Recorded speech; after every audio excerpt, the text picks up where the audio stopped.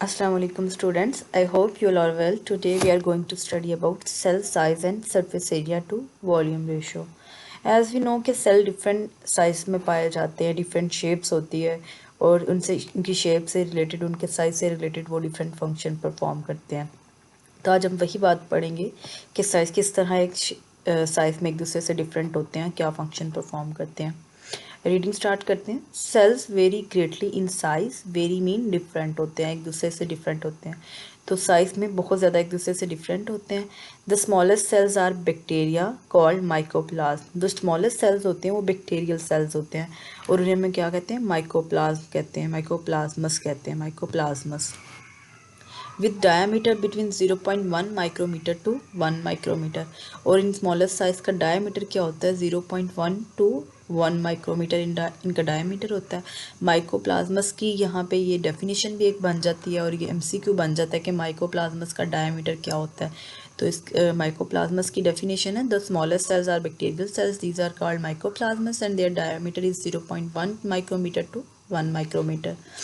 उसके बाद बल्कियस सेल्स की बात करें तो वो कौन से होते हैं, बर्ड्स एग होते हैं जो बल्की होते हैं, जिनमें न्यूट्रिएंट्स मटेरियल्स वगैरह ज़्यादा होते हैं, ज़्यादा बल्क में उनमें न्यूट्रिएंट्स होते हैं, मटेरियल्स होते हैं. And the longest cells are some muscle cells and nerve cells. और जो लॉन्गेस्ट सेल्स होते हैं हमारी बॉडी में वो कौन से होते हैं, मसल सेल्स होते हैं और नर्व सेल्स होते हैं.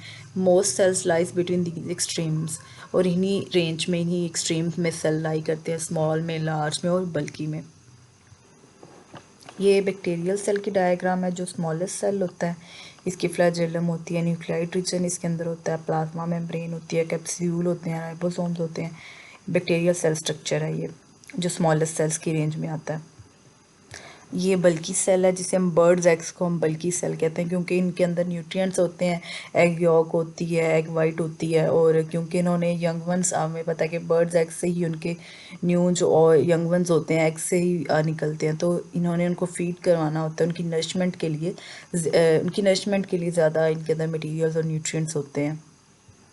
ये नर्व सेल्स की डायग्राम है. जो हमने पढ़ा नर्व सेल्स क्या होते हैं, लार्ज होते हैं क्योंकि इन्होंने नर्व इम्पल्स कंडक्शन करवानी होती है, इसीलिए इनका साइज़ क्या होता है, लार्ज होता है. ये लार्ज होते हैं, conduction for the conduction of nerve impulse. And these are muscle cells. Muscle cells भी लार्ज होते हैं.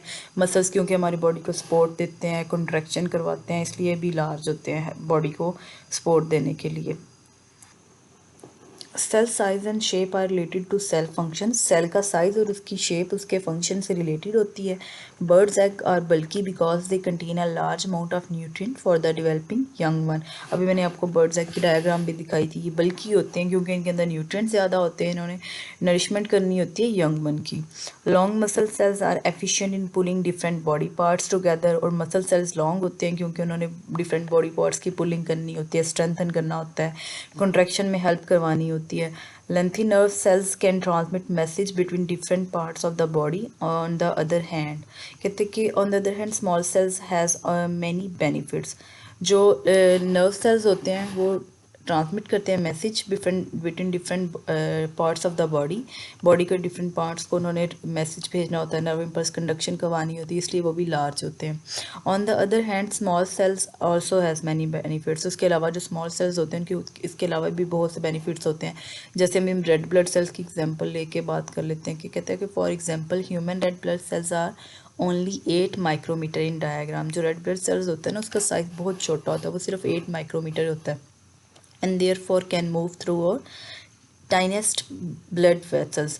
इसी वजह से छोटी ब्लड वेसल्स जो बहुत छोटी होती हैं क्योंकि रेड ब्लड सेल्स बहुत स्मॉल होता है, 8 माइक्रोमीटर इसका साइज होता है, इसलिए कैपिलरीज से ब्लड वेसल्स से इजीली पास कर जाता है due to its small size.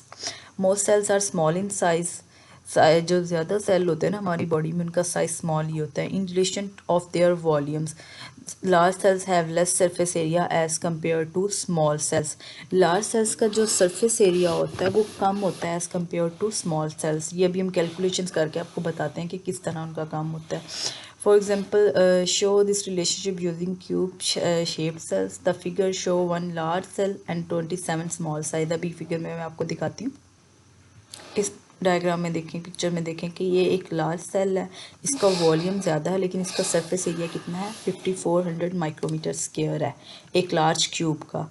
जबकि ये 27 स्मॉल क्यूब्स हैं, इनका वॉल्यूम कम होगा लेकिन अगर इनके सरफेस एरिया को काउंट किया जाएगा तो इनका सरफेस एरिया होगा 16,200 माइक्रोमीटर स्क्वायर। वो किस तरह, वो भी अभी कैलकुलेशन करते हैं।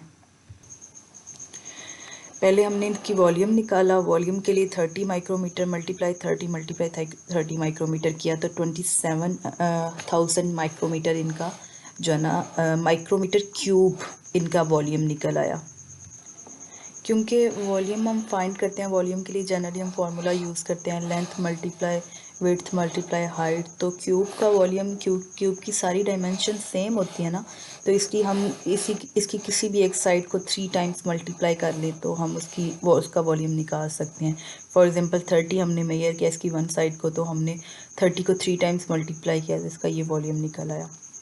अब इसके हम सरफेस एरिया की बात करते हैं। कहता है in contrast to total volume the total surface area are very different. Total volume से इसका टोटल सरफेस एरिया डिफरेंट आएगा because the cubical shape has 6 sides. एक क्यूब की 6 साइड्स होती हैं, ये हमें पता है। Its surface area is 6 times the area of one side.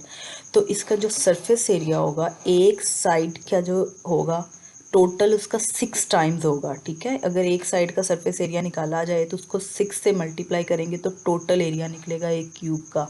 ठीक है, वैसे हमने एरिया निकालना हो तो एरिया का फार्मूला होता है लेंथ मल्टीप्लाई विड्थ, तो वन साइड के लिए होता है। तो एज क्यूब है 6 साइड्स तो हम इसको 6 से मल्टीप्लाई करेंगे तो हम एक लार्ज क्यूब का अगर एरिया देखें तो उसका अगर 30 माइक्रोमीटर वन साइड है तो 30 मल्टीप्लाई 30 और मल्टीप्लाई 6। ठीक है, तो ये निकल आएगा 5400 माइक्रोमीटर। 30 मल्टीप्लाई 30 तो वन साइड का निकाला ना हमने एरिया, और 6 से मल्टीप्लाई किया 6 साइड्स का निकालने के लिए, तो वो निकल आएगा 5400 माइक्रोमीटर स्क्वायर। उसके बाद अगर स्मॉल क्यूब का निकाले तो स्मॉल क्यूब की वन साइड की जो विड्थ और लेंथ होगी वो 10 माइक्रोमीटर होगी। तो 10 मल्टीप्लाई 10 और मल्टीप्लाई 6 मीन 6 साइड्स। तो ये एक स्मॉल क्यूब का जो सरफेस एरिया निकलेगा वो 600 माइक्रोमीटर। एक लार्ज क्यूब का सरफेस एरिया 5400 माइक्रोमीटर है और एक स्मॉल क्यूब का 600 माइक्रोमीटर है। तो as one large cube is equal to 27 small cubes, तो हम एक स्मॉल क्यूब का जो निकाला उसको 27 से मल्टीप्लाई करेंगे तो सरफेस एरिया अगर 27 स्मॉल क्यूब्स का देखें तो 600 जो हमने निकाला ये इसको मल्टीप्लाई करेंगे 27 से तो निकल आएगा 16,200 माइक्रोमीटर स्क्वायर। ये एक लार्ज क्यूब थी, ये 27 स्मॉल क्यूब्स के इक्वल है। ठीक है, वॉल्यूम में अगर हम इनका सरफेस एरिया निकालें तो स्मॉल क्यूब्स का ज़्यादा निकला है। लार्ज क्यूब एक अकेले का निकाला सरफेस एरिया तो 54 निकला। हमने एक स्मॉल क्यूब का जो निकाला था सरफेस एरिया, एक स्मॉल क्यूब का सरफेस एरिया 600 माइक्रोमीटर स्क्वायर निकला था, और यहाँ पे 27 है जो 1 के इक्वल है। तो जो एक का 600 निकला उसको हमने 27 से मल्टीप्लाई किया था तो हमारा 16,200 माइक्रोमीटर स्क्वायर जो है ना सरफेस एरिया निकला है स्मॉल क्यूब का। तो अगर यहाँ पे देखें फिर लार्ज क्यूब का सरफेस एरिया कम है as compare to small cube surface area. Need of nutrients and rate of waste production are directly proportional to the cell volume।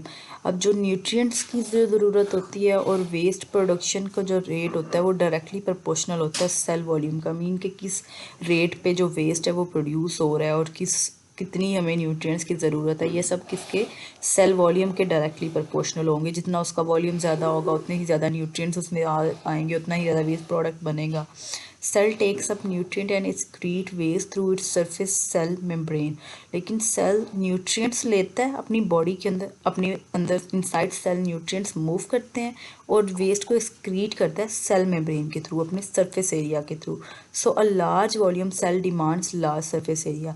तो अगर एक सेल का सरफेस एरिया ज़्यादा, वॉल्यूम ज़्यादा है तो उसका सरफेस एरिया भी ज़्यादा होना चाहिए, क्योंकि जितना उसका वॉल्यूम ज़्यादा होगा वो उतने ज़्यादा न्यूट्रिएंट्स और वेस्ट प्रोडक्ट बनाएगा, न्यूट्रिएंट्स लेगा, फिर उनको एक्सक्रीट आउट करने के लिए उतना लार्ज सरफेस एरिया भी रिक्वायर्ड होता है। इसलिए उसके लार्ज वॉल्यूम के लिए लार्ज सरफेस एरिया होना भी ज़रूरी है। But as figures show A large cell has much smaller surface area relative to its volume than smaller cells have. तो यहाँ पे हमें पिक्चर में पता चल रहा है फिगर में कि एक लार्ज जो सेल है उसका सरफेस एरिया 5400 माइक्रोमीटर स्क्वायर, जबकि स्मॉल का है 16200 माइक्रोमीटर स्क्वायर। तो इसका स्मॉल के उसका सरफेस एरिया ज़्यादा हुआ है as compare. Hence, we conclude that the membranes of small cells can serve their volume more easily than the membrane of large cells. तो कंक्लूजन क्या होगा कि जो स्मॉल सेल्स की मेम्ब्रेन होती हैं वो ज़्यादा इजीली काम करेंगी, ज़्यादा एफिशिएंटली, ज़्यादा इफेक्टिवली काम करेंगी as compare to large cubes, क्योंकि लार्ज क्यूब का वॉल्यूम होता है 5400 माइक्रोमीटर स्क्वायर और स्मॉल 1 लार्ज 27 स्मॉल क्यूब के इक्वल होगी। तो स्मॉल का अगर टोटल वॉल्यूम निकालेंगे तो 16200 माइक्रोमीटर स्क्वायर आएगा। तो जो स्मॉल होंगी वो ज़्यादा इफेक्टिव काम करेंगी as compare to large. I hope आपको लेक्चर समझ में आ गया होगा। Thank you very much. अल्लाह हाफिज़।